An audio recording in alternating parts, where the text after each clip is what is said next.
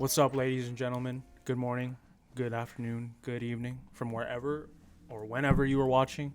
My name is Hector Nilo, and I'm joined, per usual, by some beautiful gentlemen. We got Ian, Raz, and we got Joe behind the camera, per usual. And welcome to the Bottom Line, where we learn, grow, and connect through topics about business, fashion, finance, life in general, and sports. So, gentlemen, what are we talking about today? We are talking about the square and title relationship and the power couple between Jack Dorsey and Jay-Z. How Raz has been going off on the stock market, shopping. This recent Nike scandal, NFTs, and NBA All-Star Weekend. So, gentlemen, let's get into it. How's everyone doing? I'm good, man. This food was amazing. Like, it was great to pre-start with this the sushi rolls from our buddy Gabe that we talked about on last episode. Shout out to Gabe.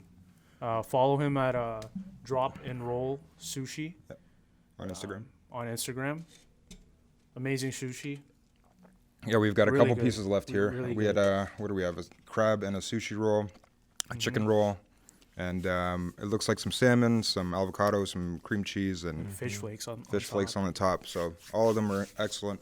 Yeah. Chicken one, I think, was the most unique. It was probably my favorite. Definitely. Yep. Can't go wrong with chicken. No. Never had it in sushi before, and it definitely still hits. Yeah, check them out. Yeah. Check them out. And got some new glasses as well, boys. So Yeah, these are sweet. Now we're official. Yeah, we've made it. we made it. Check out the Bottom Line glasses that we got in from Boho Buddhist. Yep. Shouts out to Trish. Yep. Thank you, Trish. Yeah, follow her on Instagram at the Boho Buddhist. Yep. What does she do specifically? Just makes glassware? She makes a bunch of crafts. Glassware is like one of the newer things she's getting into, but check out her page. She's got a bunch of styles. She does like a lot of interior design stuff. She's very artsy, very creative. If you guys need something like this, she can get that made for you guys. But she's also got other stuff that you could add to the office here. Check out the Instagram page. It's got a lot of great stuff. Will do. Yeah, might need a low-end vase. So, Low end what? a vase. Yeah, she's got Shit. You want a vase? A low-end vase. Okay. Like what your grandma would call a vase, or what? No, An I actual would call vase. it An actual vase. Okay, not like. Yes. Yes. Oh, and I also wanted to shout out a listener and a good friend of mine and Ian's from our university days, Navdale. He stopped by on Saturday after we closed shop and actually gave us a bottle of Chianti and just caught up with us, talked. He's a listener of the pod, says he always listens. Yeah, you like that Shouts out, conversation about financial literacy in like episode 2 or 3. So, some good shout out. conversations. Shout out to Nav. And out to all our other listeners too. For real. Word. I'm gonna have a sushi piece. Yeah, I mean, so. Yeah.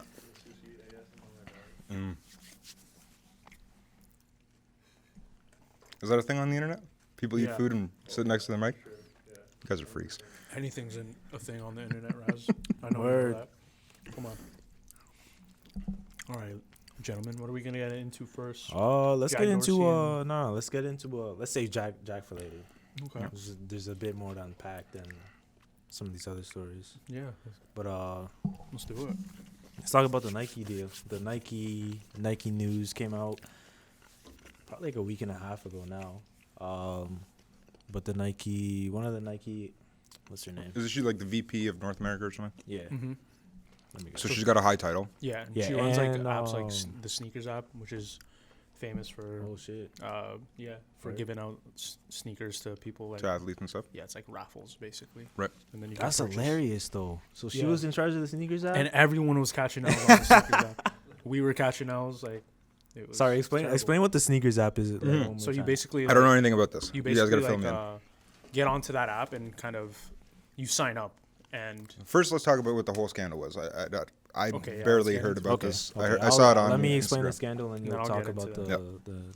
So basically, so this started about a week and a half ago. Bloomberg, Newsweek, or Bloomberg released an article about Sneakers becoming the new bona fide asset class for basically anyone to invest in, because we're seeing a lot of sneakers these days appreciate in value.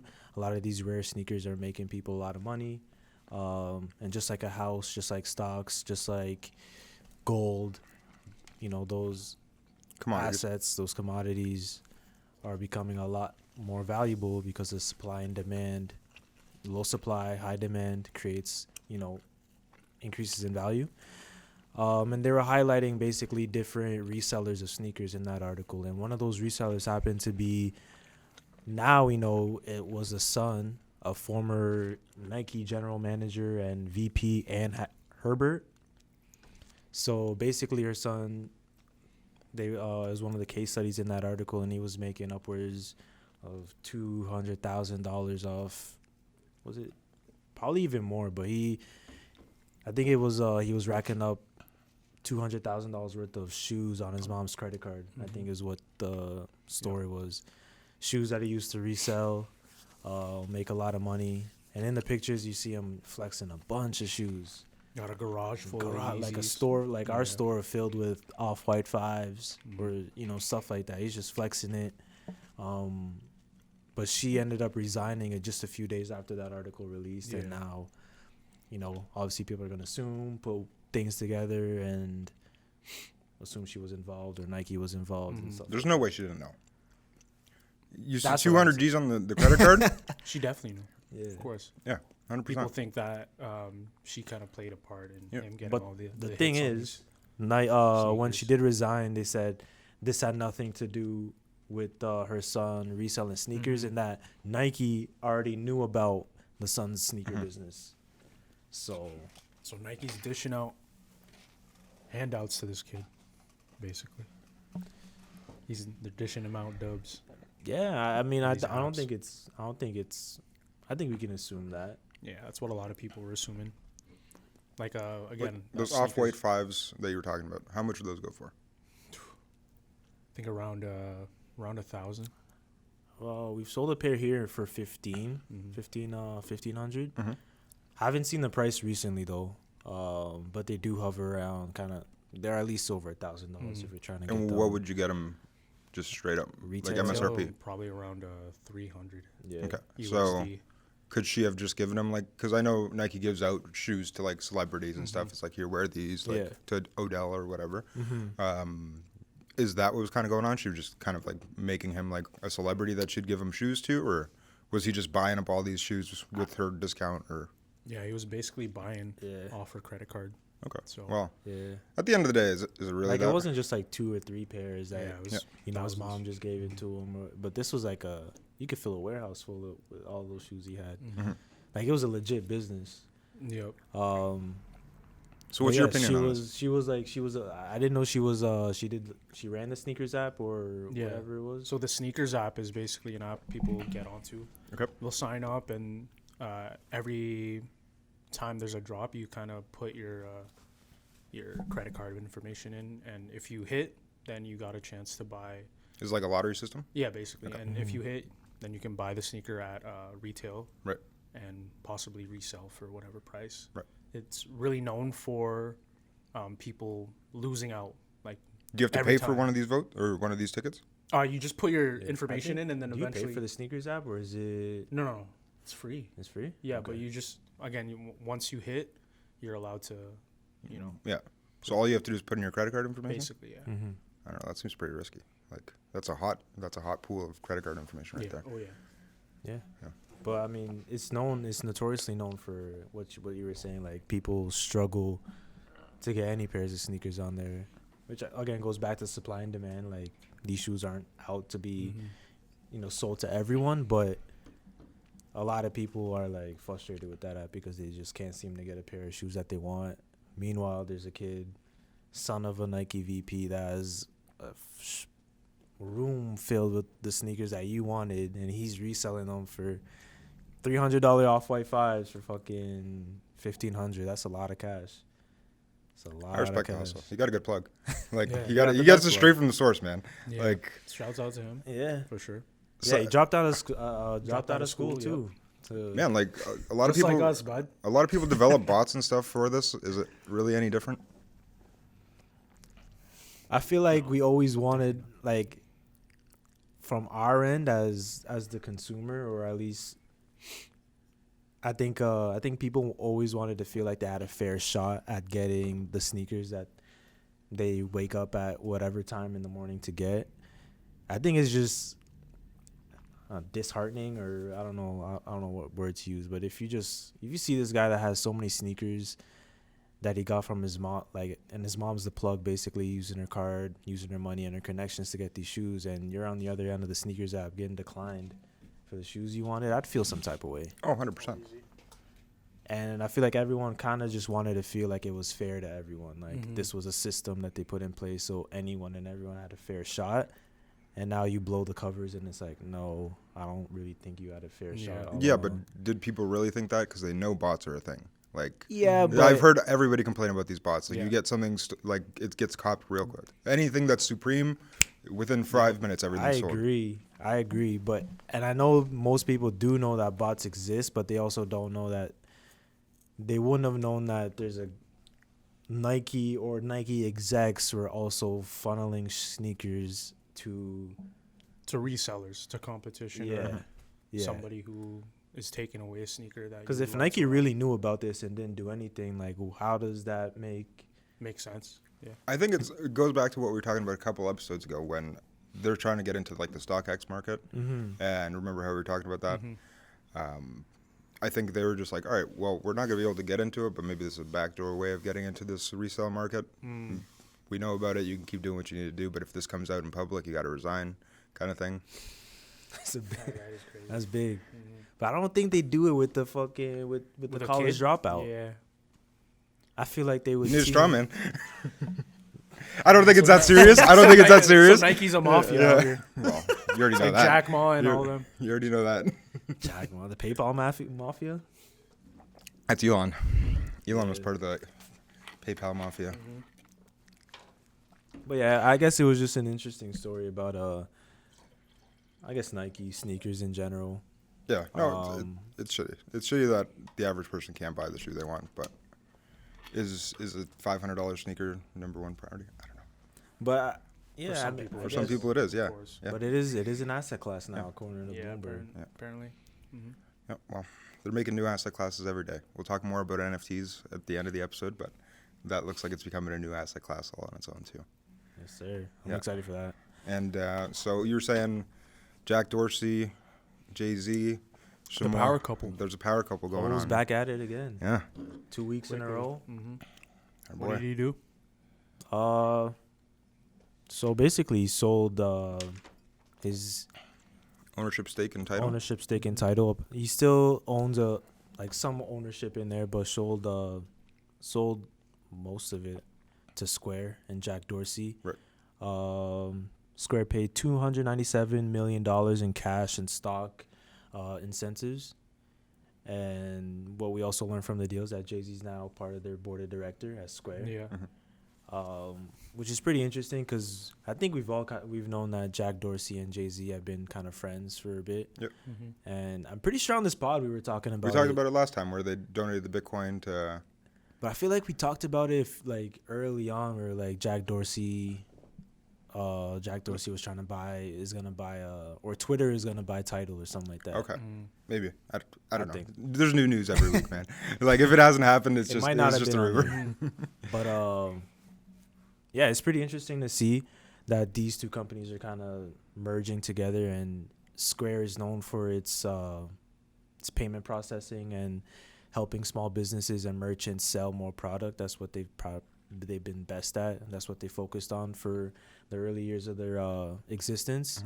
And now they're diving into this music industry artists. They've also become a bank. Which is what Yeah. we'll talk about Yeah. as well. So basically the deal there, I mean, people are just assuming that this deal will help artists and musicians, help them sell more, help them manage their financials better, is what some of the CEOs and executives are saying about the deal. They see a huge market there where, we know artists, they're very technical in their craft area and stuff like that, but they're not the savvy business people, as maybe these times, 2021 kind of You need. yeah. So Square is saying that they could help artists out with that, with their knowledge in the financial industry and whatnot. So it's gonna be interesting to see. But It's definitely going to be very interesting. Jack Dorsey's making a lot of moves right now. He's got Twitter. Like, I don't know. If you were to compare him and Mark Zuckerberg, like, I think Jack's taken the position of, I'm going to do stuff for the people. And Mark's kind of like, I'm going to just do stuff for The lizard people. You said it. I didn't. Yeah. damn. So I don't know. They've both got social networks. They're both expanding into other territories.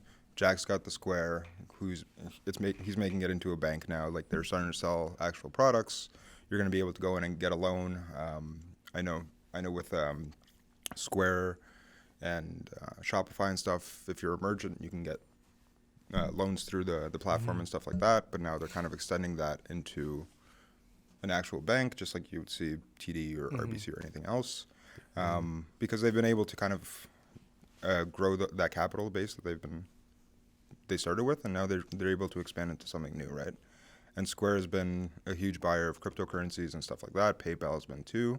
So I think it's going to be, I think Jay-Z and stuff wants to partner with Square because they already did the Bitcoin stuff for Africa. I think Jack's going to be buying a lot more cryptocurrency and making it more like a cryptocurrency bank than a traditional bank, And I think if he wants artists to be able to profit and have more financial understanding, I think he will use something like a non-fungible token to make that a reality. I think it's going to be a bank that you're going to see more interested in digital kind of assets than your regular mortgage debt and providing that kind of stuff like a regular bank would be interested in. So we'll see. It's a new innovation. You don't usually get to see a payment processor become a bank. It's kind of like a Visa just became a bank. Yeah. They usually don't switch. There's a lot of rules and a lot of laws and a lot of stuff to even get a bank charter. So this must have been Jack's kind of like plan for the last couple of years of how do I get this to actually become a bank, because at the end of the day, he's got enough money coming in from Twitter or all the other stuff. So I think he's just like, where's an industry that is kind of fucking the people over?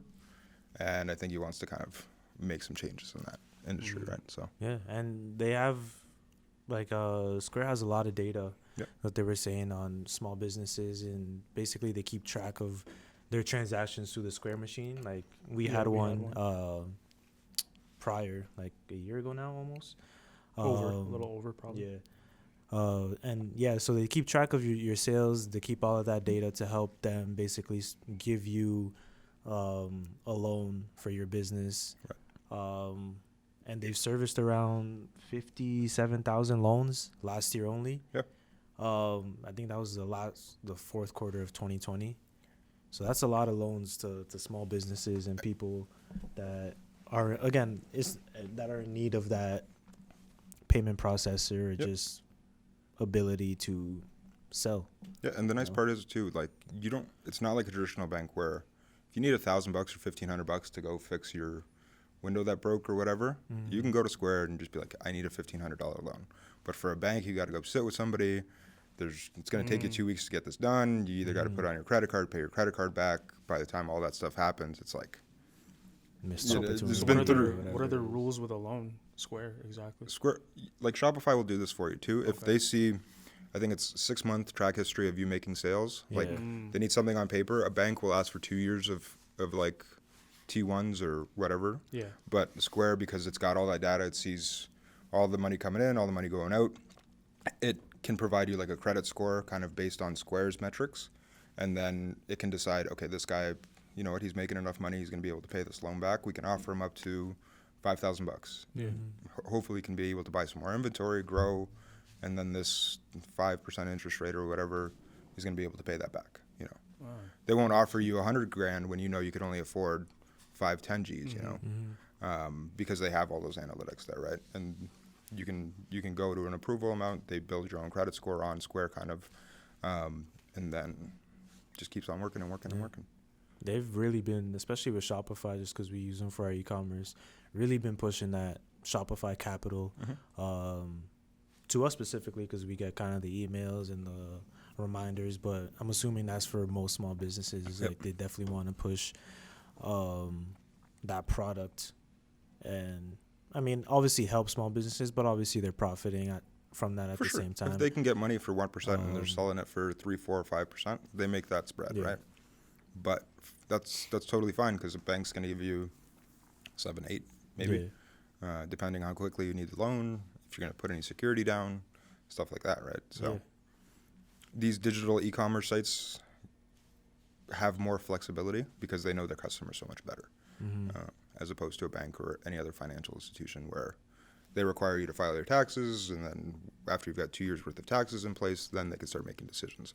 Whereas Square, Shopify, 6 months is all they need to kind of figure out if you're legit or not, or if you're going to be in business or not. So it expedites the whole process.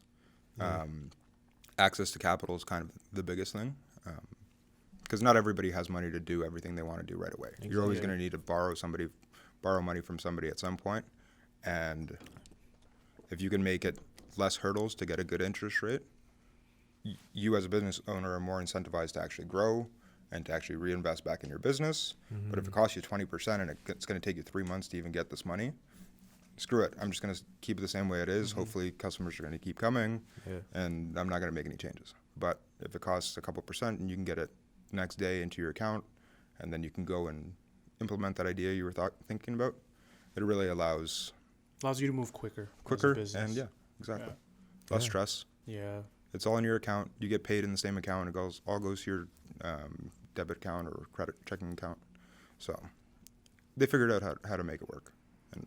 And yeah, I think it's going to be a good couple between Jack Dorsey, Jay-Z. I think that they've got some ideas in the future, and I'm very interested to see what they're doing. I love Hove.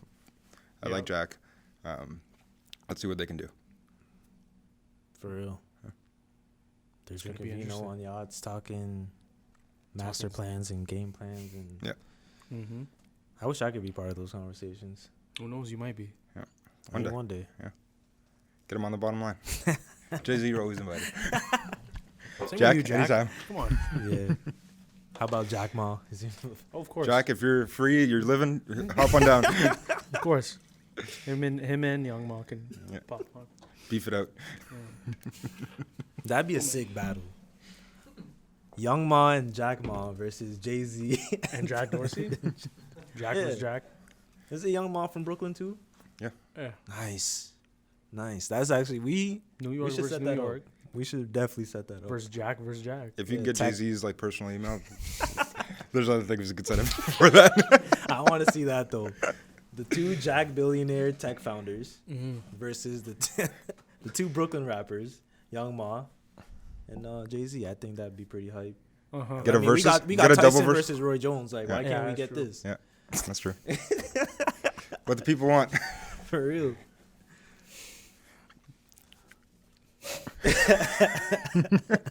Well, you want to be the? You I'm want to just be the? envisioning. You'll be celebrity rep too. All right, sure. Yeah. All right, good. Nice. That's all you needed to get him Yo, That's it, eh? Saska was it? Drip God? in. Drip God. Oh, man. Only 10s. Keeps it going forever. 10. Do it another song. D-Wade over here. Oh. Speaking of that, we got. let's what talk do we got about here? that Yeah, real we quick. got the All-Star game just starting right now. Held in Atlanta, and it looks like there's a bunch of people in the stadium, and COVID is still a thing, so Ben Simmons and Joel Embiid can't participate. Yeah. Because the barber had COVID. Yep. Jeez. So that's 2 players out of that. It's just it's been a messy NBA season. It has. Has it? I think they've done all they can, and I Exactly. like remember how we were talking. They just kind of want to get this season over. It really looks like that. Like I did not even know the All-Star game was today. There's 0 promo for it. Yep. Like usually there's like countdowns and all that stuff. Like I'm used to it being in February. Not gonna lie, I'm not used to it being in March. They just want this over with, like you were saying, man. Yeah. And you can even tell, like, looking at James Harden right now, he doesn't look really interested. No. In this whole season, I think a lot of teams are kind of playing with this discomfort. Yeah, they're just like doing it because they have to, right? Yeah. A lot of them just mentally are off or whatever, just because they're away from their families. No one's in the stadiums. It's tough It's for not the sure. same game. Yeah. It really isn't. Yeah. Yeah. I don't know. We'll see. Like we'll see how, because now that Texas has kind of been like, we're opening up. They're kind of relaxing more on the rules and stuff. Said fuck masks. Yeah. Well, like I said, my dad's in Texas all the time. People still wear masks if they feel uncomfortable. It's not, but it's no longer like if you're not wearing a mask, you're gonna get looked on as like some grandma killer. Like. Yeah. So there's 3 teams in Dallas, or there's 3 teams in Texas, and they're pretty good teams. So we'll see how Dallas and all those other stuff, like all Houston's the other teams. been losing recently though. Yeah, but it's not like it's like a state Wood, like Charlotte or whatever, where they've got a couple teams, but they're all shit. Yeah. Like Dallas is good, San Antonio is good, Houston's was good. Houston was good. So let's see how it works. I think after a couple weeks of, let's say, Texas's numbers, if they don't rise, you'll probably see a lot more states kind of just opening up a bit too, especially red states. You think it took that one state to kind of open their, or was it loosen the restrictions? Yeah, it's always you always need one person, one entity to kind of take the lead, right? Of course, it would be Texas and Alabama. I didn't really put a lot of money on Alabama, but I'm not surprised that they're in it too. Yeah. About it. Yeah, but Texas, I thought that'd be one of the first places to kind of be like, I'm tired of all this. Like, let's just get back to normalcy, especially after all the hurricane and all the weather issues they had too. Yeah. It's kind of like we've got some bigger stuff to deal with. But yeah, they've opened up. We'll see how it goes for the next couple of weeks, and hopefully the numbers stay where they are, lower. Well, if it's lower, that'd be amazing. But For real. so we'll see how that goes. But maybe this would be a good time to kind of take a break. We need some more wine. Down. Gotta get some more kombucha in. Yeah. I think, we're all empty. Let's take a quick break and come right back. Woo!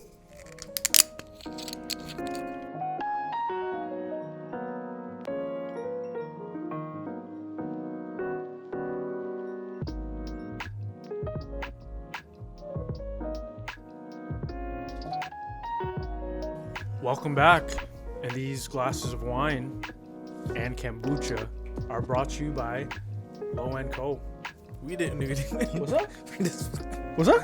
We didn't provide that one. I provided this myself, and I am part of the brand. So No.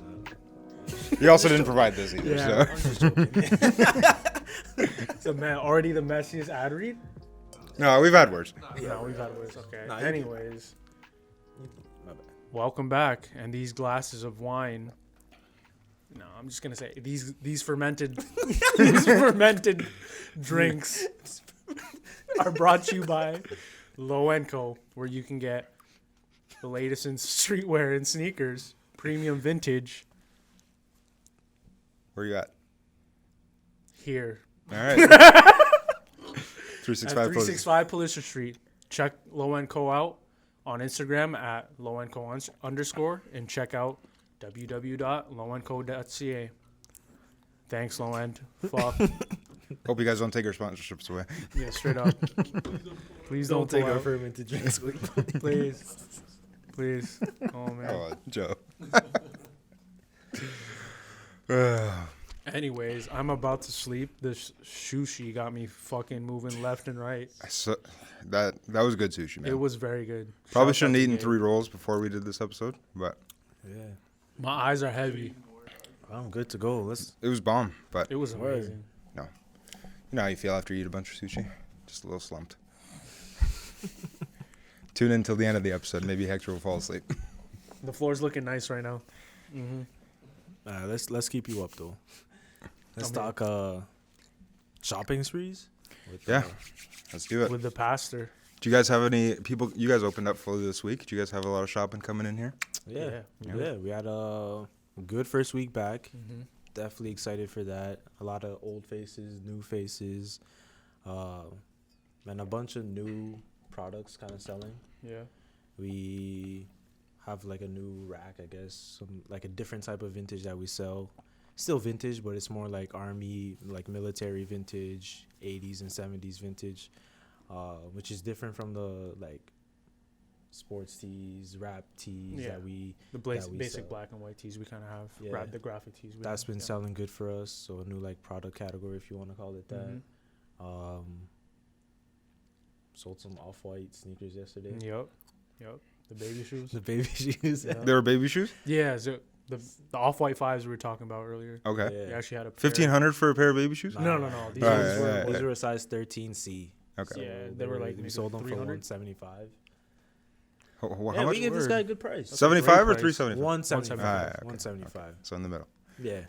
So, yeah, shouts out to the customers coming through. Yeah, Word. straight up. A lot of new people coming in. It's Good. nice to see everyone again, man. For real, and just be out and have like a set routine and For sure. something you can do every day. Yeah, you guys managed as well as you could with the Mm. deliveries and stuff like that, but it's not the same thing every day, Mhm. right? Some days That's you true. got a bunch of deliveries, some days you don't. Yep. Can't really count for that. What about you, bro? Let us know about your Ah, shopping so- sprees, man. Yeah, man. It's been a hard 3 weeks in the market. It is. It has. Diamond hands and that. No, well, you know, when I saw GME going back up, I messaged my whole group. I'm like, man, the whole I should just sell everything right now because I think the market's gonna tank. Literally didn't follow my own advice. Probably should have, but ended up. It's been a bad couple weeks for the Nasdaq stocks, and I think it's coming to an end for the bad days. So, you know, there's a saying, when there's blood on the streets, or buy when there's blood on the streets, even if that blood is yours. Yeah, that was there was a lot of my own blood on the street for the last couple weeks, and had to dip in the bank account. You know, had to go shopping because everything. I never thought I'd see these stocks back at these prices that I got them at. So I'm like, all right, sweet. I get another chance to rebuy back at some great prices, prices that, you know what, companies were paying way more for this literally 2 weeks ago, almost double, and they bought hundreds of millions of dollars worth of it. So when it's on sale for 50% off, I'm gonna still re-up, get some more. I believe in the companies that I invested in, so it's, you know, I didn't sell out at a loss. A loss is only taken once you sell it, right? So I took a loss on paper for the last couple weeks, and I think for the stimulus just got announced. It just got approved on Saturday, and there's going to be another $1.9 trillion coming out to the hands of the Americans. So it's going to be nothing but good for the stock market and for crypto, because unless you need that money to pay for food and rent and everything, which if that's the case, that's what you should do with your money. But there's a lot of people, especially the first time that there was a stimulus check, that they put all that money into the stock market. They either bought Tesla or whatever they did last March. And a lot of those people that took a stimulus check and put it in the market ended up with like 10, 15 G's, you know, as opposed to that 1 or 2, whatever they were given. So I see that happening again. I see people being like, oh, I missed out on the last time when I could have bought this and this and this, and I didn't react. Now I'm getting this money from the government. I don't really need it. Or I don't need all of it, so I'll put some of that into the market. And literally Friday, as I was saying off camera, it's like the market waited for me to literally like just grow a pair and be like, buy the dip, like, because as soon as I bought the dip, every single one of my stocks just started going up. Like it was at like 12:30 on Friday. I saw like the Nasdaq was at its lowest point. Like the RSI was like at 21, which is a huge buy signal for me. And it was like that on the 1 month chart, the 1 day chart, 15-minute and the 1 minute. So I'm like, all right, if this is not a buy signal, I don't know what a buy signal is. And I bought a bunch of stuff. I dipped into my, pretty much took all the money out of my checking, took a little bit out of my line of credit, and just bought back into the stocks because I got to double up pretty much on what I was initially paying for these stocks anyway. So it was a gift in disguise. It's hard to look at your stocks just bleeding out every day and seeing a full red list every day, but eventually that'll become green, you know. And I'm into these stocks for the long term, so for me it just presented a buying opportunity.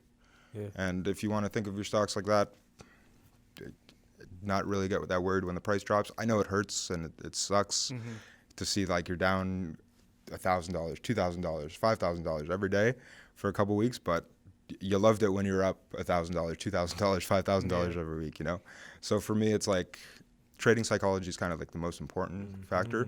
Like when you're like, oh, I want to buy more because the price went up 100% and I want to maybe ride another 30. That's for me, that's a cue to, you know what, sell. When I want to be greedy, for me, that's a sign to like take some profits. But for me, when I'm like, oh, I need to sell at a loss, that's initially that wasn't like, okay, I need to buy more. But now that it's been like 2 weeks of like, okay, I'm like, I either sell these positions and keep whatever little profit I have, or I double down. And I'm like, I'm not losing the last 3 months of gains. I'm just gonna double down here, and we'll go from there. Yeah. I like how you said you were looking at your screen and you see like all your stocks in the red. Because I think that's like that's an important, like you said, psychology for trading is so important, and looking at that's super tough. You know hurts. what I'm saying? Like how but it had like it's tough, but you have to understand what it means, and I think you broke it down pretty well. Because I feel like sometimes you see that and you're like, I need to sell or I need to make a quick decision, but it's weird how some of these signals kind of tell you to do the opposite. Right. You know what I'm saying? Like it's going super well, take some profit, or it's going super bad, buy some more. Like that's so counterintuitive to what we usually. What you're feeling, right? Your body's telling you like, get rid of this shit. You need to keep even $100, man. It's better than nothing. Keep $100 in profit. But like, when you're feeling like you got nothing left, that's when, if you have some cash in the chamber, that's the time to kind of buy up. Were these businesses that you bought some businesses you were already looking at? Oh yeah, these are like stocks that I've been progressively, like, you remember I was saying every month I'll put money into the market just off my salary and stuff. I do like constant reinvesting. I was buying them up. I started buying this one stock called Nano Dimension at like 4, bought it at 6, 8, 10, 12, 15. Like I kept buying it up, and it dropped back down to like around the 8s, 650s, 7s, around there, right? So that's that's kind of like some of the higher points when I was buying it. But I'm like, I never thought I was going to be able to see this again. The company that I'm talking about right now has like $1.5 million in cash, or $1.5 billion in cash, but its market value is like $1.6 billion. So it has its whole market cap just in cash alone. Has no debts, has a book ratio of 3-to-1, so it doesn't have any debts. That's a good company to me. So at that price, I was willing to buy more. You know, I never thought I'd see that price again. Literally 3 weeks ago, they sold, I think, $600 million worth of shares at $14 or $15 to a private investment company. So if they were willing to pay $14-15 for shares 2 weeks ago, why am I not buying these shares for $7-8 now? Yeah. Interesting. Money, the value of the money hasn't changed that much in 2 weeks. Like inflation hasn't affected money that much, so it's still what a big company is willing to pay for this a couple weeks ago.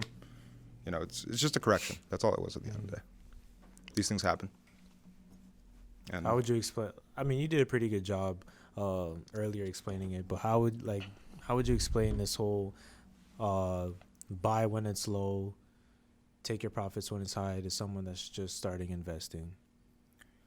It really depends. Like, if you're really just starting to invest, I think the ETFs would kind of be the better way to go than just picking stocks and stuff like that, because you are just, if one, like, let's use the same stock, the Nano Dimension one, like if the NASDAQ drops 1%, Nano Dimension drops like 4 or 5%, right? So they're very volatile stocks, and picking one or two, unless you've done all the research you need to do on every single company in that industry, it's not a recommendation. Maybe find an industry you like space, and buy a space ETF. And, you know, there are indicators to know when to sell, when something's kind of oversold, but those are more used for like day trading and stuff. If you want to do investing, my recommendation would be to put in $200-300 or whatever you're comfortable with in your budget, and do that once a month. Because sometimes you're going to get prices when, let's say the stock is $20. Sometimes some months you're going to get it when it's 10, and you'll average kind of out, right? You don't want to go all in at once at, let's say, $10, and it drops down to $5 the next week. You know, you want to be able to kind of, okay, I bought some at 10, I bought some at 5, I averaged out at 750. Some weeks it goes up, some weeks it goes, but you're always getting like the price then, right? And that's kind of the better strategy than timing the market. I've said this before, time in the market is better than timing the market. So putting money that, you know what, at the end of the month, I've paid all my bills, this is money that's going into a future investing account. There's going to be some days where you're up, some days where you're down, but if your goal is to look at it in the next 10-15 years, don't make daytime decisions on something that's going to affect you in 15 years. You know? Yeah. That's a good way to put it. Find things you want, find things you like and see a future in, and then just kind of constantly buy those. Buy them on sale. Yeah. Let's say you are into ETFs Mhm. and you want to transition into Stocks. like stocks in general, like how would you go about that? Well, if you can already do ETFs are a exchange transferred fund, so they trade the same way as stocks. Yeah. It's just it's like a mutual fund. Like you're buying an industry at this point, as opposed to just buying one stock. You're buying, let's say, shoe companies. You're buying Nike. You're buying Adidas, Puma, all that stuff, right? You want that whole category. And it's the same thing. If you're making the transition from ETFs, let's say you've been buying a lot of the ARK funds, right? And those have went on sale or have been really selling off for the last couple weeks. If you think a company in that ARK fund is better than everything else, you can see a list of what companies are in a fund, like an ETF. And if you think, okay, this one company in the fund is better than everything else, maybe you start buying that too on the side, just so you have more exposure to that one stock. But Would you never kind of pull out of an ETF if you already? if I believe in the industry, and I think Yeah. it's like when the SpaceX ETF or when the space ETF comes out for ARK, that's something I'm going to put most of my money in, because I think space is going to be the next frontier. The category itself is going to go from a couple $1 billion in like 2021 to in the next 5 years be like a $1.3 trillion industry. Yeah. So at that point, I'm not trying to pick winners. I just want to Yeah. buy the whole industry, right? Yeah, So maybe. I'll let somebody else whose full-time job is to sit down with CEOs of all these space companies and interview them and figure out which one's the best. I'll let them do that, because I just want exposure to space as a whole, right? Yeah. So I'll buy I a see. space ETF when it comes out. I'm waiting for that ARK space ETF to come out, because they're going to get a lot of SpaceX in there, because they already have the relationship with Elon Musk. ARK is like a huge buyer of Tesla. So I see SpaceX going into this new space fund that's going to get made by ARK, and that's every 2 weeks when I get a paycheck, it's going to go and buy me some more of the space ETF, right? Nice. Just because I see that as an industry that's going to go in the future. Whether it's whatever you think is going to be hot, like, Shrooms. yeah, if you think psychedelics are going to be huge in the next couple of years, There's a shroom ETF. That There's shroom recently came ETFs, out, yeah. I'm pretty sure. yeah, like psychedelics are starting to become the new thing. What's his name? He's on Shark Tank. Kevin O'Leary. Ah, yeah. Yeah, he's got, like, he doesn't usually invest in cannabis companies or like psychedelics, but he's a huge investor in MindMed, which is like a company in Toronto that does like psychedelic testing, LSD testing, and stuff like that.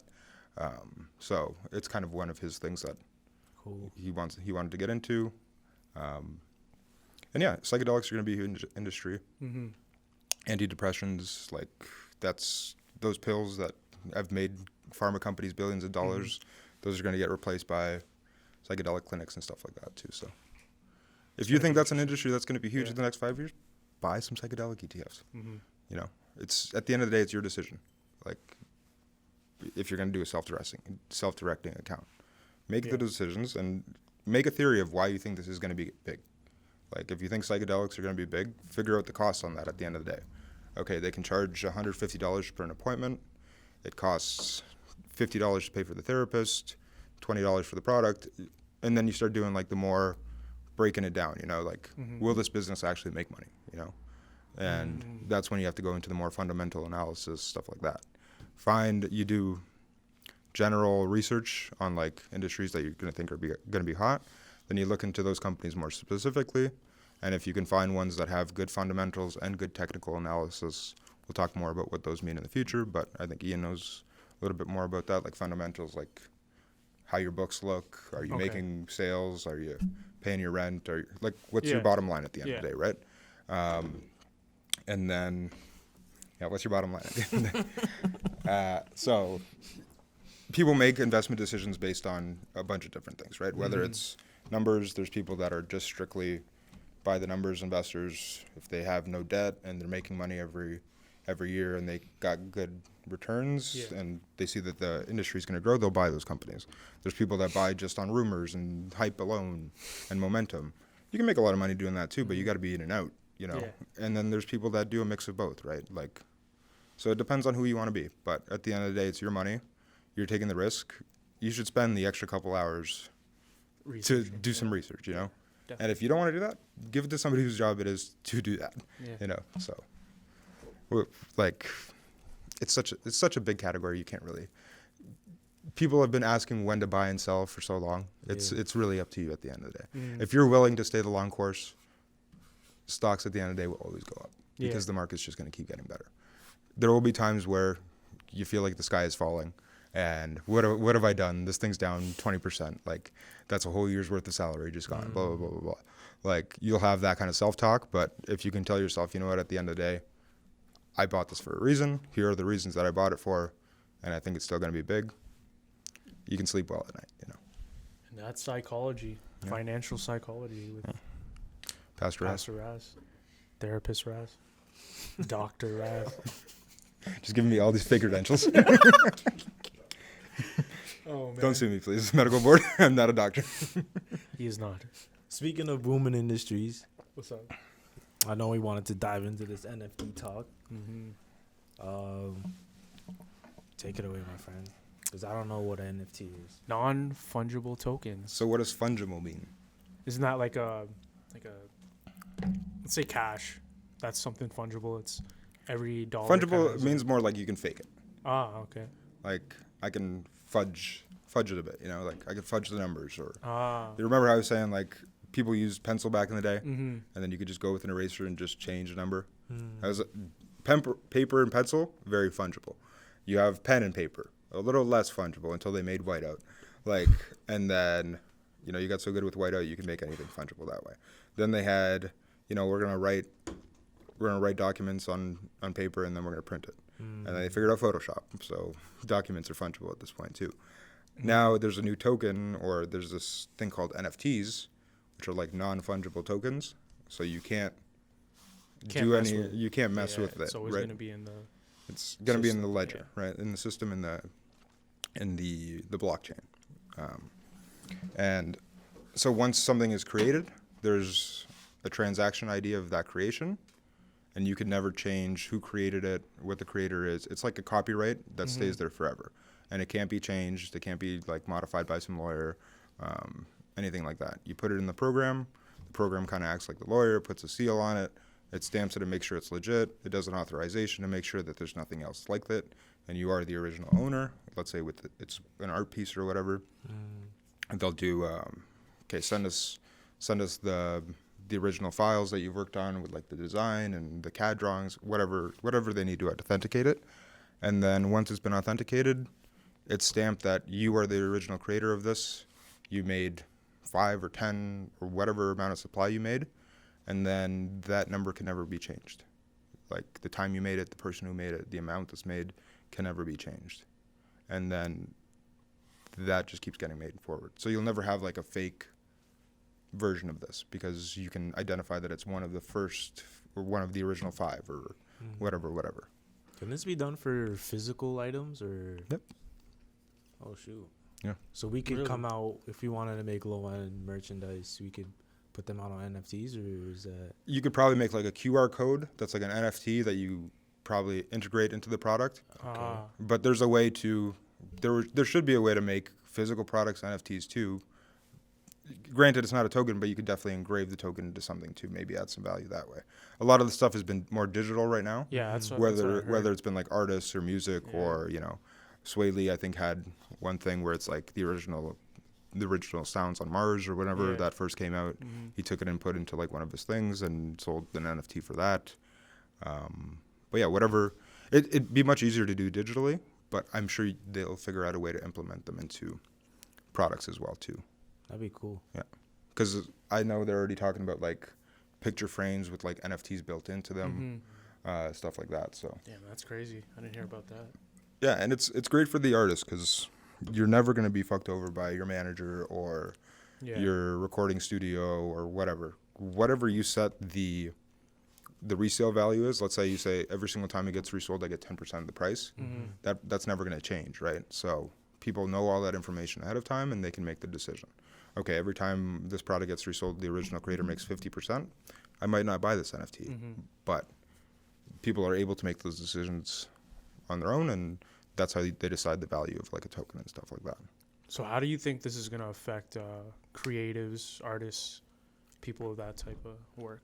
I think it's gonna allow them to do what businesses and stuff have been doing, go straight to the consumer. You know, like You can cut out all these middlemen now. You don't have to have a publicist and an editor and all this and the other thing. If you think something's good, make it into an NFT, put it on the market, and if it's good, it'll sell. And if it doesn't, it won't.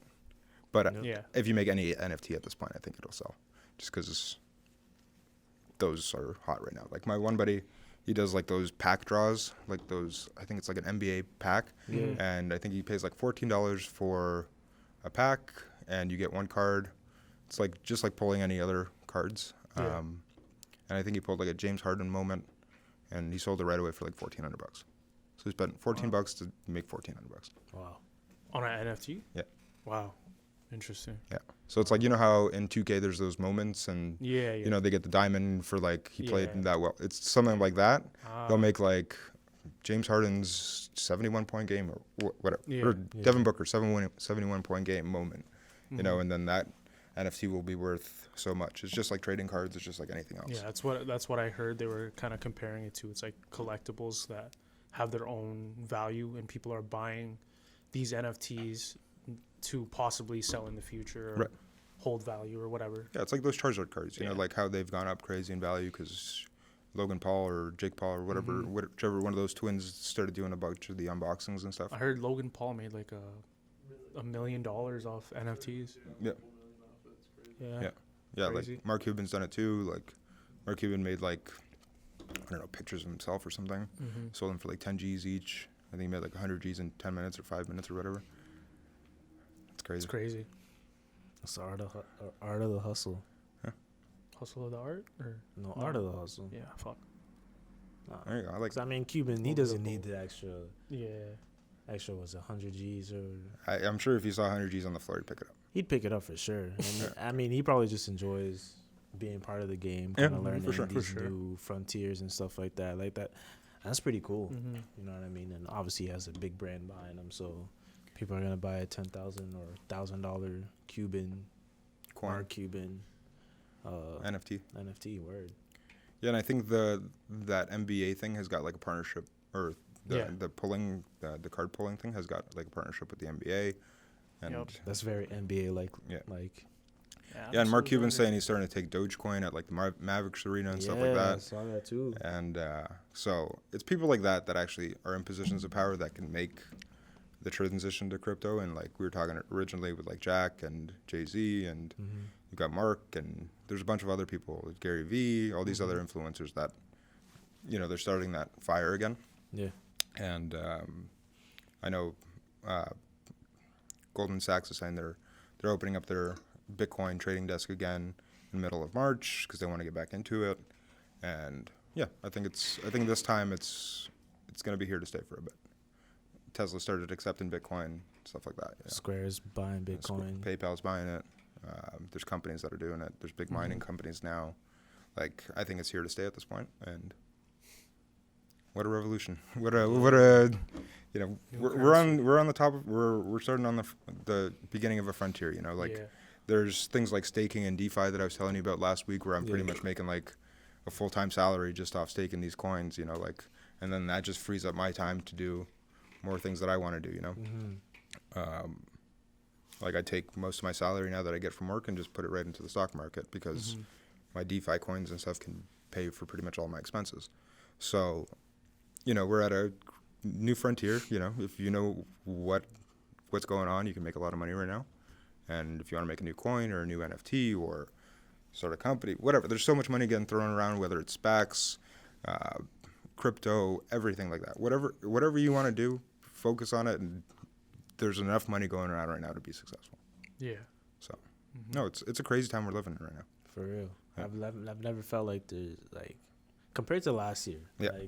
Like it's been a year since lockdown, and it's like a year later we're getting hit by all of these things, like the Bitcoin stuff, the NFTs, the psychedelics, whatever it is. Like there's so many new things going on, and so EVs, electronic vehicles, like you literally could Amazon drones. Yeah. We talked about that a few weeks ago. Like the world's changing quick, and all it took was all of us getting stuck in our house to kind of have to do this kind of stuff, right?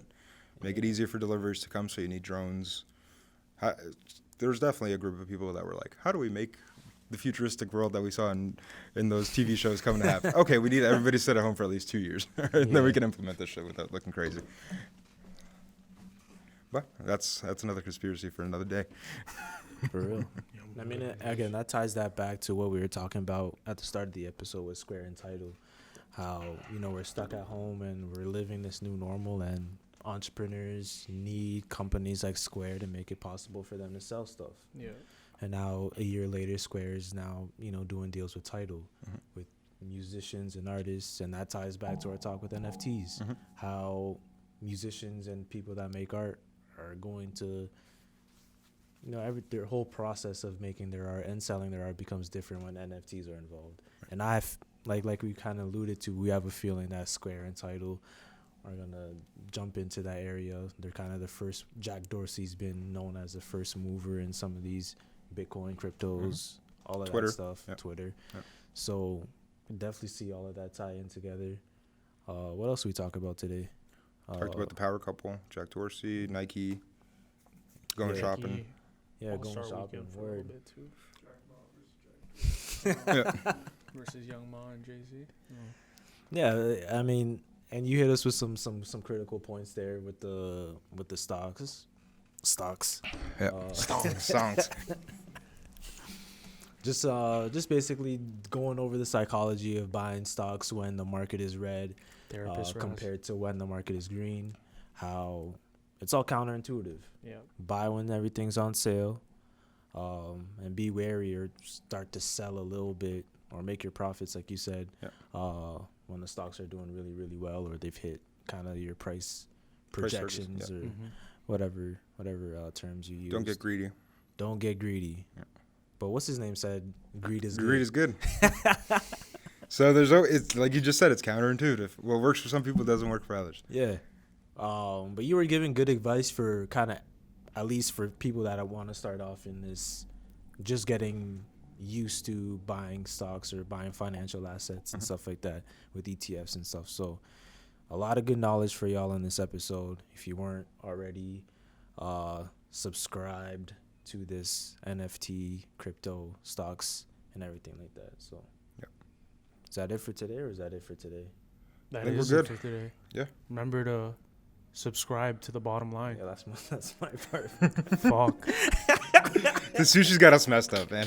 It's so good. That's my part. Yeah. I'm about to fall asleep. Shouts So- out to the kombucha. Shouts out to the kombucha and all the fermented drinks at the Shout table out to right the bottom.